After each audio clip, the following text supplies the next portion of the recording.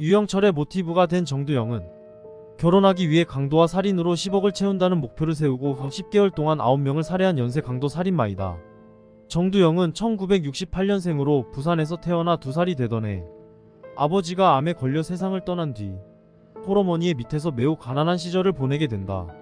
그러던 어느 날 홀로 자식들을 키우기가 너무 힘들었던 정두영의 어머니는 정두영을 삼촌 집에 맡기고 집을 떠났고 삼촌 또한 4명이나 되는 아이들을 감당하지 못해 정두영을 고아원으로 보내버린다. 이후 재혼한 정두영의 어머니는 고아원을 찾아와 정두영을 데리고 돌아갔지만 당시 정두영이 이복 형제와 갈등이 많아지고 경제적으로도 힘들어지면서 다시 고아원으로 보내버린다. 이렇게 어머니에게 2번이나 버림받은 정두영은 고아원에서도 친구들에게 괴롭힘을 당하며 적응하지 못했고 결국 자신을 보호해줄 사람은 아무도 없으며 살아남는 방법은 오로지 폭력뿐이라는 것을 체득하고 만다.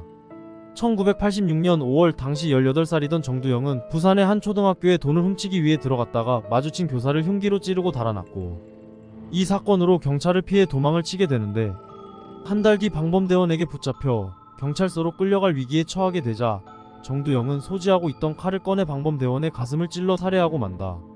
이 사건으로 징역 12년을 선고받고 1998년 출소하는데 그의 나이 31세였다.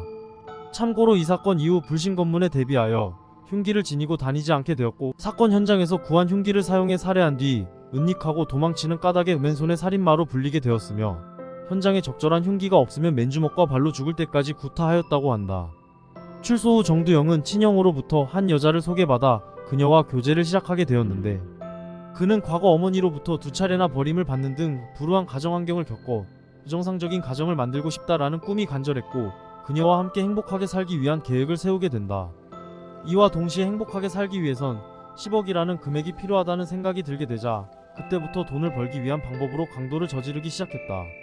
정두영이 동거녀를 끔찍히 아꼈음을 검거 이후의 모습에서 알 수 있었는데 검거 후 동거녀가 공범이 아니었나 조사를 한다는 말에 극구 부인하며 모든 범죄를 자백하였고 동거녀와 그 어머니에게는 자신이 살인과 절도를 하고 다니는 사실을 철저히 숨겨 정두영에 대해 술, 담배도 안하고 말수가 적으며 점잖고 성실한 사람으로 알고 있었으며 동거녀와 가정을 이루기 위해 10억 원을 목표로 하였는데 체포 당시 1억 3천만 원을 통장에 모았다고 한다.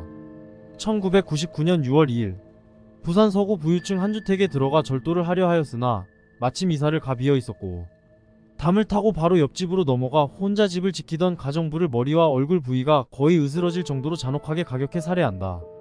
당시 처음 들어갔던 집이 부산고등검찰청의 검사장 관사였다는 사실이 화제가 되었는데 만약 이사를 가지 않고 누군가 남아있었다면 대한민국 최초로 검사, 그것도 검사장의 집을 털고 살인을 저지르는 사건이 일어날 뻔한 것이다. 1999년 9월 15일 부산 서구 고급 빌라촌에서 금품을 훔치다 마주친 50대 가정부를 잔혹하게 폭행하여 살해한다. 1999년 10월 21일 울산 남구의 한 고급 주택에 침입해 어머니와 아들을 둔기로 수십 차례 가격해 살해한다. 이때 피해자들이 사망한 후에도 계속 둔기로 내려쳐 형체를 확인하기 어려울 정도였기 때문에 치정이나 원한에 의한 살인으로 판단되어 수사에 혼돈을 주었다. 2000년 3월 11일 부산 서구 가정집에 침입해 2명의 여성을 야구 방망이로 무참히 때려 살해하던 중 한 여성이 아기가 있어요 살려주세요 라며 빌자 정두영은 아기 잘 키워 신고하면 죽여버린달라며 살려주었다고 한다. 경찰에서는 이 생존자의 진술을 토대로 20, 30대 나이에 키가 작고 왜소한 용의자의 몽타주를 작성해 전국에 수배하였고 후에 정두영은 여자를 살려준 이유에 대해 어머니를 죽이면 남은 아기가 자신과 같이 불우하게 자라날 것 같아 살인을 멈추었다는 말을 했다고 한다. 2000년 4월 8일 부산 동래구 모 철강회사 정진태 회장의 집에 침입해 정 회장과 가정부를 칼로 무참히 살해하고 정 회장의 친척 할머니를 주먹과 발로 마구 때려 실신시키고는 사망한 것으로 착각하여 현금과 수표 2,430만원을 훔쳐 달아난다. 이때 칼로 수백 번 찔러 시신의 형태를 알아볼 수 없을 정도로 잔혹하게 살해하면서 세간을 떠들썩하게 한 사건이다. 이렇게 기적적으로 목숨을 건진 김 할머니는 후에 충남 천안에서 잡힌 정두영을 직접 대면하여 부산, 경남 지역 연쇄살인 사건의 범인임을 지목하게 된다.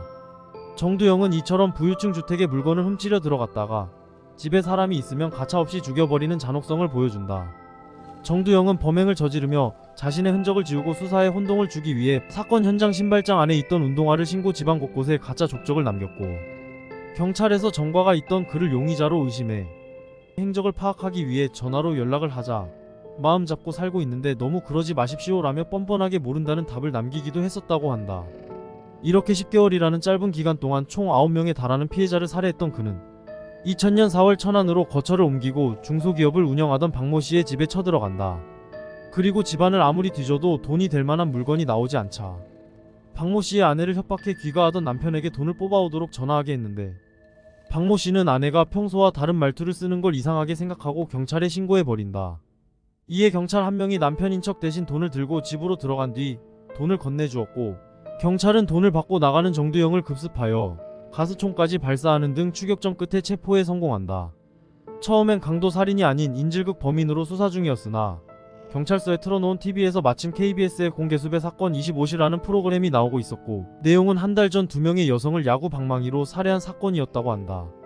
방송에서 나오는 범인의 몽타주가 정두영과 매우 비슷해서 수사 중이던 형사들이 눈치채기 시작했고 정두영 본인 또한 TV를 똑바로 보지 못한 채 고개를 푹 숙이고 있다가 결국 자신이 해당 사건의 범인임을 자백했다 한다. 정두영은 2001년 1심에서 강도살인죄로 사형을 선고받고 상고를 포기해 사형이 확정된다. 하지만 1997년 이후로 더 이상의 사형 집행이 이루어지지 않고 있기 때문에 사형수로 현재도 교도소에서 복역 중이다. 여담으로 작물 처리를 해준 정두영의 친형 정부영도 검거되어 징역 1년 6개월을 선고받았다고 한다. 대전교도소에서 복역 중이던 정두영은 2016년 8월 6일 작업실 전선 등으로 몰래 만든 사다리를 이용해 탈옥을 시도한다. 당시 교도소의 벽은 총 3개가 있었고 이 중 2개를 넘었으나 마지막 하나를 넘지 못하고 다행히도 붙잡히고 만다. 하지만 국민 불안감 유발 등 못같은 논리를 앞세워 한 달이나 지난 뒤에야 언론에 보도되었다고 한다. 현재도 정두영은 유영철 등 다른 후배들처럼 감방에서 세금만 축내는 중이다.